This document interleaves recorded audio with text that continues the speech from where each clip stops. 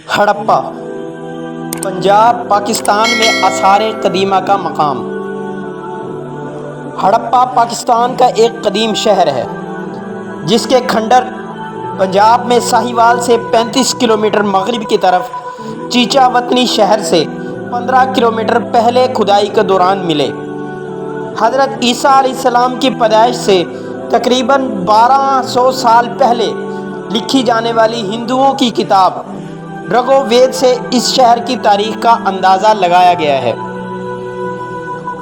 رگ وید میں ایک شہر کا نام آیا ہے ہری یوپیا۔ سنسکرت میں اس کا مطلب ہے قربانی کے سنہرے ستونوں والا شہر۔ ماہرین میں اب اتفاق ہے، جن میں ویلز اوڈیڈا کوسامبی شامل ہیں، کہ ہری یوپیا ہڑپا ہی کا سنسکرت میں نام ہے، اگرچہ اس کا اصل نام کچھ اور ہوگا، شاید ہری پوپیا یا کچھ اور ہو۔ رگ وید کے مطابق اس ہری پوپیا کی قریب آریاؤں کی مقامی باشندوں سے جنگ ہوئی تھی۔ رگ وید میں آیا ہے، اندرا نے ورشوکو کے باقیات کو ایسے ملیامیٹ کر دیا کہ جیسے مٹی کا برتن۔ اس نے ورچی وات لوگوں کے 130 مسلح جاں بازوں کی پہلی صف کو کچل دیا، جس پر باقی بھاگ کھڑے ہوئے۔ 1921 میں رائے بہادر دیا رام سہنی نے ہڑپا کے مقام پر قدیم تہذیب کے چند آثار پائے۔ اس کی اطلاع ہندوستانی محکمہ آثار قدیمہ کو ملی۔ محکمہ کے director general sir John Marshall نے دلچسپی کا اظہار کرتے ہوئے ہڑپا کی کھدائی کی طرف توجہ دی۔ چنانچہ رائے بہادر دیا رام سہنی، ڈائریکٹر آرٹسٹ میکے اور محکمہ اثرات کے دیگر احکام کے تحت کھدائی کا کام شروع کر دیا۔ 1931 میں فنڈز کی کمی کی وجہ سے کام روک دیا گیا۔ بعد میں بھی کھدائی کا کام بھرپور طریقے سے نہیں ہو سکا۔ قدیم ہڑپا کے مقام سے موجودہ دریائے راوی تقریباً 6 میل دور ہے، لیکن جب یہ شہر آباد تھا تو راوی اس کے قریب بہتا تھا، اس لیے ہڑپا کے قلعے کے قدیم دور میں اس کے ساتھ کچی اینٹوں اور مٹی سے ایک بڑا حفاظتی بند بنایا گیا تھا۔ جب کبھی راوی میں سیلاب آتا تو یہ بند قلعے کی حفاظت کرتا تھا۔ ہڑپا اور موئنجودڑو دونوں شہروں کا نقشہ اور ترتیب آپس میں انتہائی مشابہت رکھتے ہیں۔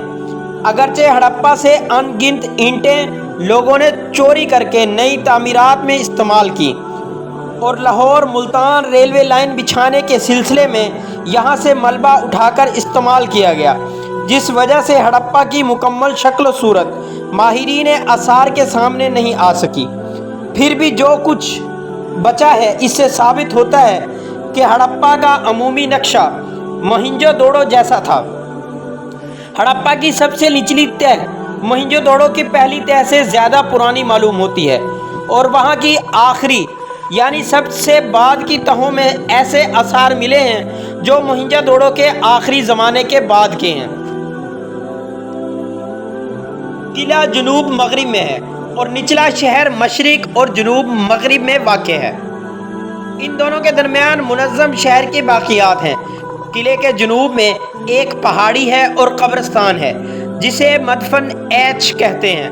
شمالاً جنوباً 460 گز اور اس کی موجودہ چوٹی کی زمین شمال سے جنوب کی طرف ڈھلان رکھتی ہے، اور اس کی سب سے اونچی جگہ ایک جدید قبرستان ہے جس کی وجہ سے کھدائی نہیں کی جا سکی۔ یہ سب اونچی جگہ ارد گرد کی سطح زمین سے 45 تا 50 فٹ اونچی ہے۔ قلعے کے اندر عمارتیں اس وقت زمین سے 20 تا 25 اونچے چبوتروں پر بنائی گئی ہیں۔ چبوترا مٹی اور کچی اینٹوں سے بنایا گیا تھا، اور اس کے ارد گرد نہایت موٹی حفاظتی پشتے بنائے گئے ہیں۔ اس پشتے میں ایک مختصر سی جگہ کھودی گئی، اس کے نیچے برتنوں کے کچھ ٹکڑے ملے ہیں، جس کا مطلب ہے یہاں قریب انسانی آبادی رہی ہوگی۔ کچھ برتن رانا غندئی کی سطح سوئم کے برتنوں جیسے ہیں۔ یہ پہلی آبادی ہے جو گاؤں کے لوگوں کی ہے۔ ان برتنوں پر سرخ رنگ کیا ہوا تھا، پھر اس پر سیاہ رنگ نقاشی کی گئی ہے۔ اس کے بعد دوسرے دور میں قلعے کی ایک عظیم فصیل بنتی ہے اور اس کے ساتھ ساتھ ایک حفاظتی پشتہ بنایا جاتا ہے جو اینٹ، روڑوں اور مٹی سے بھرا گیا ہے۔ یہ پشتہ بنیادوں کے قریب 35 فٹ چوڑا ہے اور اوپر چڑھتے ہوئے پتلا ہو جاتا ہے۔ اصل فصیل اندر اور باہر سے پختہ اینٹوں سے بنی ہوئی ہے اور بیچ سے کچی اینٹوں سے بھرائی کی گئی ہے۔ اس دیوار کی کل موٹائی 40 فٹ ہے اور اونچائی 35 فٹ ہے۔ فصیل کے باہر جو پختہ اینٹوں کی دیوار ہے وہ 4 فٹ موٹی ہے۔ قلعے کی فصیل میں تھوڑے تھوڑے فاصلے پر حفاظتی برج بنے ہوئے ہیں جو فصیل سے اونچے ابھرے ہوئے ہیں۔ قلعے کی اصل پھاٹک شمالی جانب تھا، ایک چور دروازہ مغربی جانب تھا جس کے آگے ایک حفاظتی برج تھا۔ اس چور دروازے سے اندر داخل ہوں تو اندر کئی دروازے ہیں جس کے اندر دمدمے اور چبوترے ہیں اور ان کی بغل میں محافظوں کے کمرے ہیں۔ چور دروازے کی بھول بھلیوں کی جنوبی سرے پر ایک خفیہ راستہ زینے کے ذریعے قلعے کے اندر داخل ہوتا تھا۔ ہڑپا میں زینے کا استعمال عام تھا۔ قلعے کی تعمیر سے ظاہر ہوتا ہے کہ یہ پہلی بار اتنی عمدگی سے تعمیر نہیں کیا گیا، بلکہ اس کی تعمیر کے بھی کم از کم 3 مرحلے ہیں۔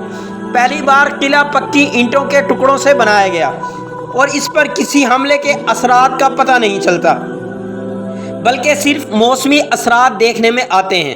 دوسری تعمیر پختہ سالم اینٹوں سے کی گئی ہے۔ اس مرتبہ فن تعمیر پہلے سے حد درجہ بہتر ہے۔ تیسری تعمیر میں فصیل کے ارد گرد بھاری بھرکم پشتے لگائے گئے ہیں اور قلعہ واقعی زبردست قلعہ بن گیا۔ اس کا مطلب ہے ایک تو حکمرانوں کی خوشحالی میں زبردست اضافہ ہوا، دوسرا یہ بھی ہے کہ عوام کے بالمقابل اور دیگر حملہ آوروں کی خلاف حفاظت کی ضرورت کا بڑھ جانا۔ قلعے کے شمال کی جانب ایک 20 فٹ اونچی اور 300 گز مربع وسیع ڈھیری کی کھدائی کی گئی۔ اس کے نیچے سے اہم عمارتیں برآمد ہوئیں۔ قلعے کے قریب فوجی بیرکوں کے اندازے کی عمارتیں 2 قطاروں کے اندر چلی آتی ہیں۔ ایک قطار میں 7 اور دوسری میں 8 گھر ہیں۔ ہر گھر کے آگے پیچھے دائیں بائیں گلیاں ہیں۔ کہیں بھی 2 گھر کی دیواریں ساتھ نہیں ہیں۔ ہر گھر کا سائز 24x52 فٹ ہے۔ ہر گھر ایک کمرے پر مشتمل تھا۔ ہر گلی 3 سے 4 فٹ چوڑی تھی۔ ہر گھر میں داخلی راستہ ترچھا اور خفیہ تھا۔ یہ آبادی انتہائی منظم طریقے سے بنی ہوئی ہے اور تنظیم میں باقاعدہ شہر ہے جو انتہائی منظم ہے۔ غلام گھر سے آگے شمال کی طرف گول چبوتروں کی 5 قطاریں چلی گئی ہیں۔ یہ پختہ اینٹوں سے بنے ہوئے 11.25 سے لے کر 11 فٹ قطر کے گول چبوترے ہیں جن کے مرکز میں خالی جگہ ہے۔ اس خالی جگہ میں لکڑی کی بڑی بڑی اوکلیاں دبائی ہوئی تھیں جن میں لکڑی کے بڑے بڑے موصلوں سے کوٹ کر آٹا پیستے تھے۔ یہ چکیاں تھیں۔ شروع میں 17 چکیاں دریافت ہوئیں۔ 1946 میں کھدائی میں مزید ایک اور نکالی گئی۔ مزید کھدائی سے مزید چکیاں نکل کر باہر آئیں۔ ان میں ایک بھوسے کے ٹکڑے بھی ملے ہیں اور ایک میں جلی ہوئی گندم، جھڑے ہوئے جو، جن سے ظاہر ہوتا ہے کہ اوکھلی اور موسلی سے جو جھڑنے اور گندم پیسنے کا کام لیا جاتا تھا۔ یہ چکیاں کارخانہ معلوم ہوتی ہیں۔ یہ ایک بڑی سرکاری فلور مل جس میں غلام مشقت پر مامور تھے۔ بعض چکیوں کی اینٹیں گھسی ہوئی ہیں، صاف ظاہر دکھائی دیتی ہیں، جو ثابت کرتی ہیں کہ یہاں پر برہنہ یا غلام کھڑے ہو کر غلہ کوٹتے تھے۔ ان چکیوں سے آگے ایک بڑا اناج گھر ہے جس میں عمارتوں کی 2 قطاریں ہیں جن کے اندر غلہ گوداموں کا ایک مضبوط سلسلہ ہے۔ یہ ہڑپا کی ایک نمایاں عمارت ہے۔ پہلے زمین کے اوپر 4 فٹ اونچا مٹی کا چبوترا بنایا گیا ہے۔ اس کے اوپر یہ سارے گودام ہیں۔ ہر گودام کا سائز 20x50 فٹ ہے اور ایسے 6 گوداموں پر مشتمل 2 قطاریں متوازی بنائی گئی ہیں۔ ان قطاروں کا درمیانی فاصلہ 23 فٹ ہے۔ یہ اناج گھر دریا کے کنارے واقع تھا اور اس میں داخلے کا راستہ دریا کی جانب تھا، جس کا مطلب ہے مختلف دیہاتوں سے گندم اکٹھی کر کے دریا کے راستے گودام تک لائی جاتی تھی اور پھر دوسرے علاقوں کو جاتی بھی دریا کے راستے سے تھی۔ ہر گودام کے اندر دوہرا فرش تھا جو سلیپروں کی دیواروں پر بنایا گیا تھا۔ سلیپر رکھنے کا مقصد یہ تھا کہ گودام کے نیچے سے ہوا گزرے تاکہ اناج نمی سے محفوظ رہے۔ 3 سلیپروں کی ایک دیوار بنتی ہے۔ ان گوداموں میں داخلی کا اندرونی راستہ اندرونی راہداری میں سے جاتا تھا۔ اتنا ہی رقبہ موہنجو دڑو کے اناج گھر کا تھا۔ قلعے کے پاس ہی غلاموں کے کوارٹر اور پاس ہی چکیاں اس بات کا ثبوت ہیں کہ یہاں غلامی کا نظام تھا۔ یہاں کے غلام جبری زندگی پر راضی برضا تھے۔ یہ بھی ظاہر ہوتا ہے کہ اس سلطنت کی سب سے بڑی دولت یہی اناج تھا، جس کی اول تو پیداوار کو بھی نہیں، کم از کم تقسیم کو حکومت ضرور کنٹرول کرتی تھی۔ حکومت کے ملازم افسر بھی ہوں گے، منشی اور مزدور بھی۔ موہنجو دڑو میں ایسا اناج گھر قلعے کے اندر واقع ہے۔ چونکہ ابھی سکہ ایجاد نہیں ہوا تھا، اس لیے اس اناج گھر کو سرکاری خزانہ سمجھا جانا چاہیے اور سرکاری ملازموں کی تنخواہیں اسی غلہ سے ادا کی جاتی ہوں گی۔ ایسا ہی رواج میسوپوٹیمیا میں بھی رواج تھا۔ مہریں ہڑپا میں نسبتاً زیادہ قدیم زمانے کی انتہائی ننھی مہریں بھی ملی ہیں، جن کی لمبائی 1.36 تا 1.07 انچ ہے، چوڑائی 1.06 تا 1.02، موٹائی 1.13 سے 1.05 انچ ہے۔ ان پر جانوروں کی تصویریں نہیں ہیں یا نشانات ہیں، یا پھر مچھلی یا مگرمچھ وغیرہ نظر آتے ہیں، ان میں سوراخ بھی نہیں ہیں۔ دوستو، آج کی ہماری ویڈیو موہنجو دڑو کے بارے میں نہیں تھی،